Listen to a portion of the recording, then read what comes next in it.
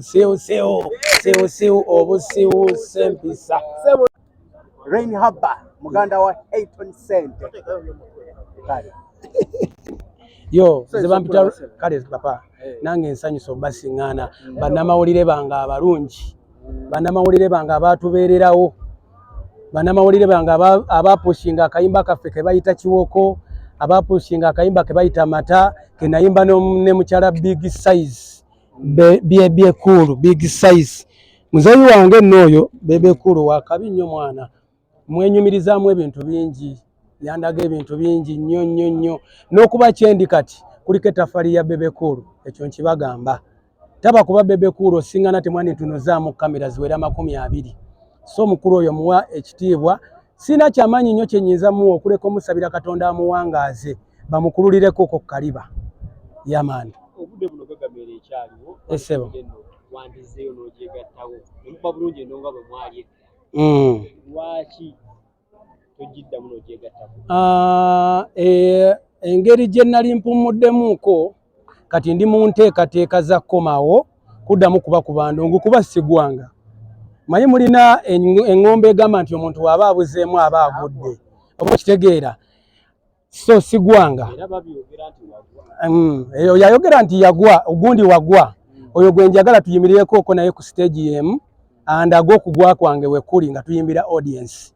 naye wabanga tasobola amanye nti talisobola era tajja tuuka ku eyo level ze gye natuukako omanyi bino ebintu ennaku zino nayingiramu lu business lungi omusajja ono kambawe example ya Amis Kigundu ku bintu byakoze ne byatukoledde wano mu Uganda sawa yakakati teri muntu amanyi bugagga Amis Kigundu bwayimiriddeko naye senga akera ku makya n'aseereramuuko ne waba aseereddeko buwumbi nga 10 waba akomye gwagamba nti yagwa kiyinza okwetaagisa emyaka 10 n'ogattako ne famire yo n'ogattako n'abazzukulu bewammwe ekika kyonna ne kiggwayo nga temutuuse ku eyo level gyakomyeko okitegera ndowooza so omuntu asobola okukkamu naye ng'ate eyo level gyasseeko waba abadde n'obuwumbi 10 nakkamu buwumbi 8 oba 7 osobola ogamba nti yagwa naye gwe bakugamba onoonye obuwumbi 7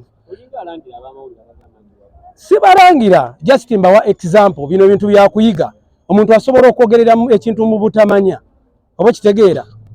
bintu byakola ki byakuyiga bangi nnyo bakka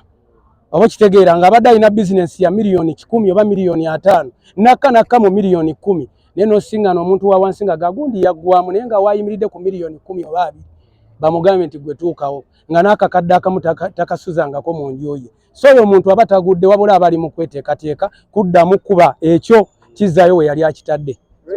yo man omuntu ebiseera biri omwali muyimbira mwayimbanga nnyo ennyimba ez'entalo wafunamu mu ntalo ezo ennyimba ez'entalo era mwe bannamawulire mu abaziteekawo kubanze bwe ŋŋamba nti funa owuwo oli yaddayo sirabawo lutalo mba njigiriza nti teweesiba ku mukazi wa munno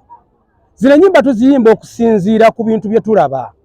Biden ebiseera bye waliwo abantu abeesibanga ku mukyala bebe cool nga bamuyita waabwe naye ng'ate abakazi bangi nnyo naawe sawa yakakati oyinza okera ku makya n'ogamba mukyala bebe cool wuwo oba ekitegeera abantu beteekamu katwewungu ebiseera ebisinga musa nayeesiba ku muko omunene oba ekitegeera so kati kwe kuvayo ne tugamba nti funa owuwo oli yakola ki kuba bulokera ku makya n'ofunamu obutakkanya n'oweewuwa waka tekinakutuukako naye kinakutuukako jja kiraba n'abadde kyaliwo n'abadde alowooza nti akumanyi n'abadde amwegomba eyo chance gy'aba afunye agezeeko okulaba nga amunoonya ne waaba tali mu levo ze kati bantu bangi abeesiba ku bantu abatali mu levo zaabwe that's why twabagamba nti funa owuwo ove ku baabalala bayimbi bangi benyigira nnyo mu kulwanirako abayimbi abalala atugeze mu ntalo ezaaliwo twalaba mwe mwalwanirangako bebe cool ennaku zino ate be mwalwanirako ate be mulwanyisa sikitegedde kyo bakyogezaako kubuuza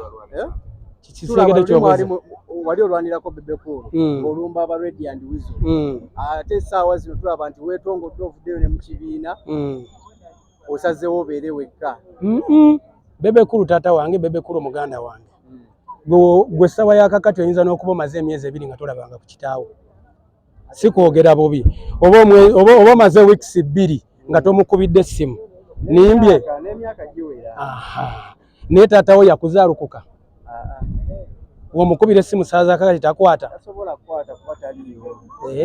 Ate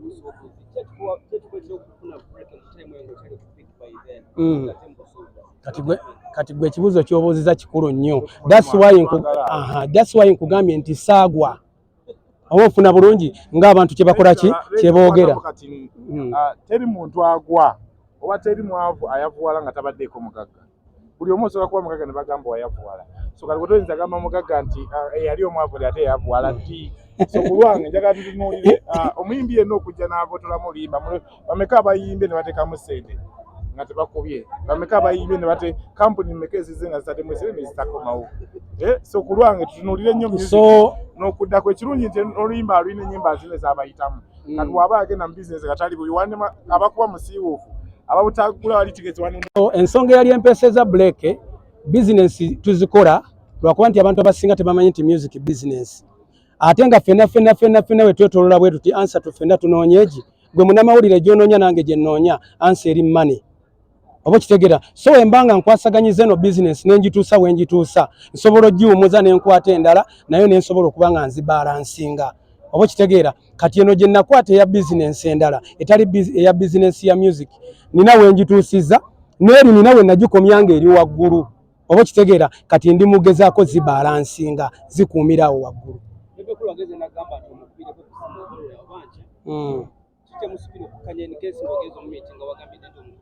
Bebe kulu nze ndi mwana wa waka wa munju era omuzadde yenna asobola okugamba nti nkubiraako oba tujja kwekubirako twogere ng'ayagala kumanya nsonga ki oba oli mu mbeera ki ebbanga lino lyonna ly'obadde obuze. Oba kitegeera so bebe kulu ekyo nkibagamba nti nze mbagambye musabire ekintu eki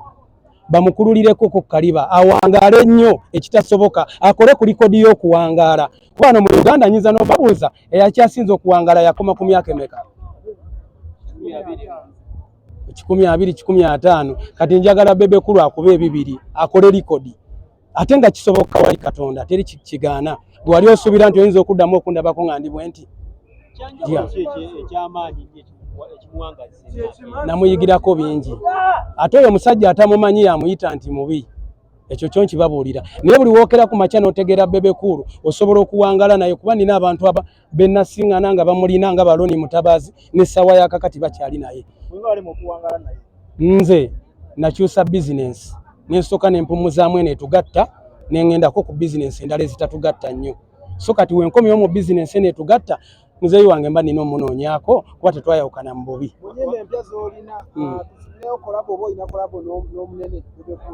Ennyimba empya ze nnina saagadde ssuna oba kusumulula nze nsuubira nti siina muyimbi yenna gwe nnina naye empalana gwe muŋŋambe nti gundi ampalana oba kitegeera siina muyimbi yenna gwe nnina naye ki mpalana so buli muyimbi ndi waddemba okukola naye waaba akkiriza okukola nange oba kitegeera so kulabozi nnyingi nnyo neziri mu studio ezo ez'enjawulo okuba sikola na studio emu nkola ne Remix nkola ne Digibawa nkola wangi papa ani olwedde kati omanyi oba kitegeera wabula nkomawo okolagana na mikwano gyange gye nali nkolagana najyo nkomawo okolagana ne bazadde bange mwe bwe mwali musuubira nti twayawukana mu bubi. Okugulira bannamawulire tiketi bannamawulire buli omututunuzamu bwe muti kamera mutunuulira ffe ontegeera bulungi buli omututunuzamu bwe muti kamera mutunuulira ffe naye ate temutunuza mube mulina oba bye mulesa awaka ebiseera ebisinga mubeerabira n'essaawa ya kakati tomanyi nti oba ziri ssaawa mmeka omala kuva ku interview n'ogawa obudde bwampiseeko dda oba okitegeera. That's why nange njagadde mukwate tooki eyo abeewaka nabo banyumirwe kuba mu ebintu mubiraba oba kitegeera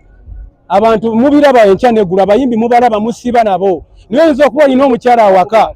oba kitegeera olina okuba nga olina omukyala awaka naye oba mukwano goba muganda wo nga kizibu nnyo okusiŋŋaana Rain ng'ate muwagizi wa Rain so zino tiketi nziguze ziwa bannamawulire basobole zigabira abo abatalina busobozi kujjawa just kakaddeko kako kusinziira ku busobozi bwange yamani